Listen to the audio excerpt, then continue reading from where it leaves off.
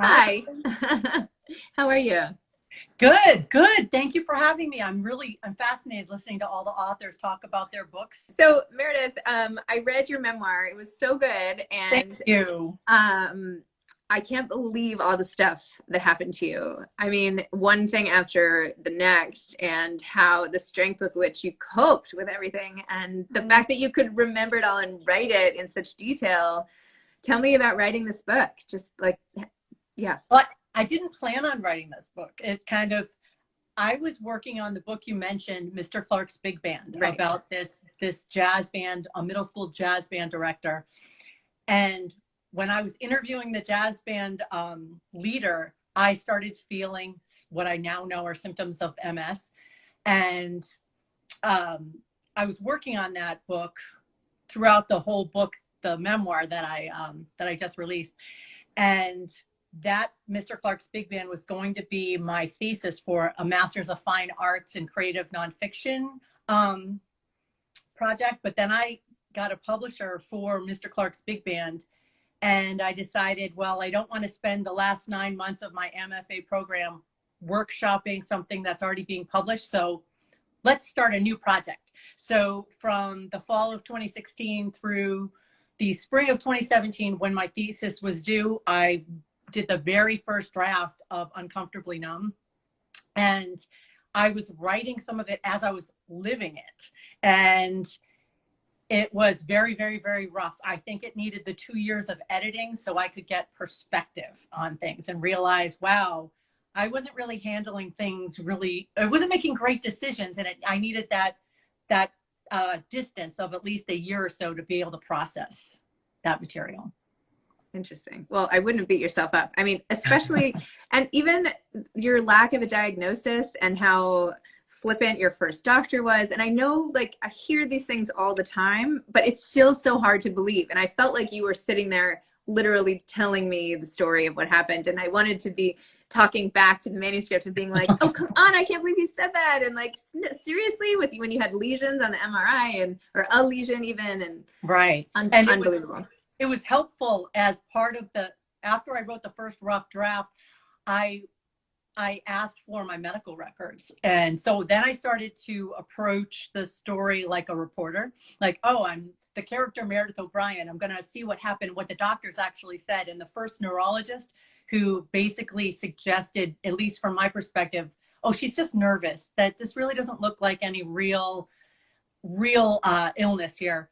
I actually saw it in writing in the medical records that he suggested that it was likely what I was experiencing was likely psychosomatic. And I'm like, oh, I knew it. And seeing it in the medical records really helped me confirm what I was feeling in my gut. So unfair. I mean, it's just, I mean, you think about all the people who have real things and who trust one doctor and don't think to go get a second opinion.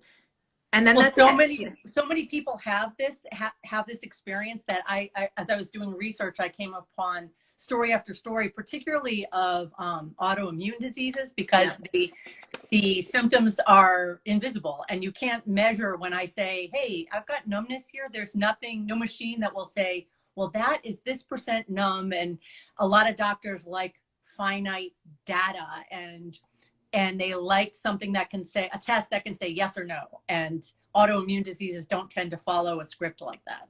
Oh my gosh.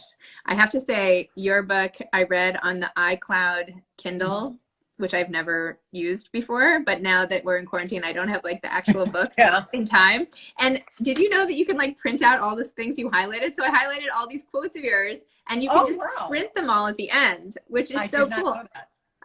Anyway, so just wanted to read one or two because the way you wrote about everything was so great.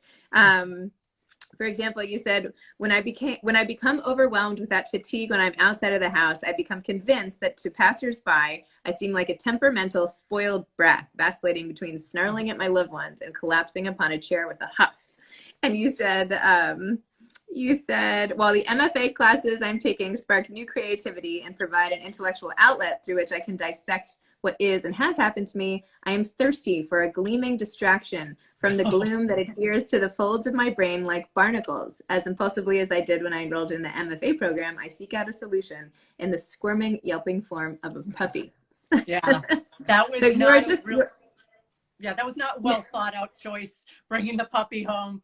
But I love him. He's wonderful. But I did a lot of impulsive things in the aftermath of all of that. But I often do impulsive things, so I get it. um, anyway, your story is just, it's inspiring and like heartwarming, and even like towards the end, not the end, but there was a scene in which your husband is trying to calm you down by giving you a massage, and instead it has like the complete opposite effect, and you're just like so sensitive to the numbness you feel in certain places and how it shouldn't feel that way. And oh my gosh, it was heartbreaking. I mean, it's heartbreaking. So how do you go? Yeah, he didn't I mean, even he know didn't mean that. it to be. No, Yeah, okay, I know. He read the manuscript. He's like, I didn't know that. I'm like, well, what? I'm not going to tell you if you're trying to rub my shoulders and I'm suddenly saying, wow, that's numb. Wow, I can't feel that. And I didn't want to tell him that. But we learned a lot about each other's reactions to adversity by me writing the book and then him giving me commentary. And I actually interviewed him, and I interviewed my kids who are all now in college, and they all know I think this way, but my daughter was the only one who prepared. She was ready and had all the questions, and my sons were like, yeah, yes, no answers and kind of clipped responses, but they all helped inform what I didn't know was happening behind the scenes when I wasn't feeling well. So it was interesting. Oh my gosh. So how are you doing now? Well, it depends on the day. Yeah. And right now, I mean, depending on what I'm doing, I'm okay sitting here. I look okay, but don't try to get me to walk up a bunch of stairs. Or I joke that if you put me outside,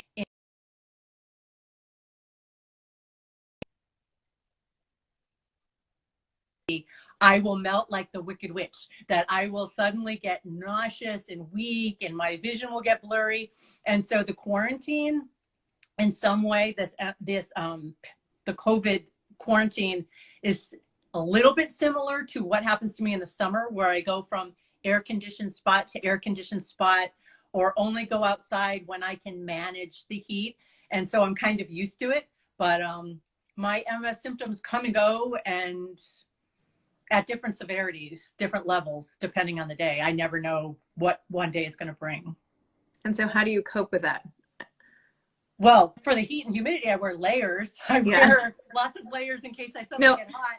No, but, I mean, no, just the fact that you're so out of control of your life. I mean, I feel like lack of control is the thing that makes me the most sort of hopeless feeling of anything. And how do you twist that around and stay positive? Because you have such a bright outlook, and your book is positive. And I'm trying. I'm not consistent. I'm trying to be optimistic and saying, well, I'm only going forward, and I have to take things day to day, but I still struggle. Like when there's a day where my focus is really off and I can't do anything and I can't read, which kills me when I can't read, or I can't get through a pile of student papers, I will get angry, but I've tried to pace myself and say, this will pass. I won't always be laying on the bed and unable to function, but I still struggle with that. Like I have to struggle with not moving at 100 miles an hour. Like I used to multitask all the time, and now I can't. And I'm trying to be at peace with that. I tell my friends, well, when I make plans with you when we're not in quarantine, I really want to make it, but sometimes I just can't. And because I don't know what's going to happen. And I just have to be more flexible, which is hard for me. But, yeah. Aw. Well, it was so wonderful reading your book, and thank you. It was it was really well written and just really took me through. I feel like I lived the experience with you, and you should be really proud of yourself. It's really good. I mean, thank you so much. You're so welcome. Anyway, and this is a wonderful thing you're doing for authors. So thank you for giving people this forum to be able to talk about their work. It's my pleasure. I love it. How great. Look, I mean, all the stories even today so far, it's just like I get to sit and listen to the women who have been through so much stuff and just sit and tell me stories. It's really amazing. I feel so lucky. So anyway, I'm really glad we connected, and I hope to meet you in person. Thank you. Okay. Okay. All right. Take care, Meredith. Bye. Bye.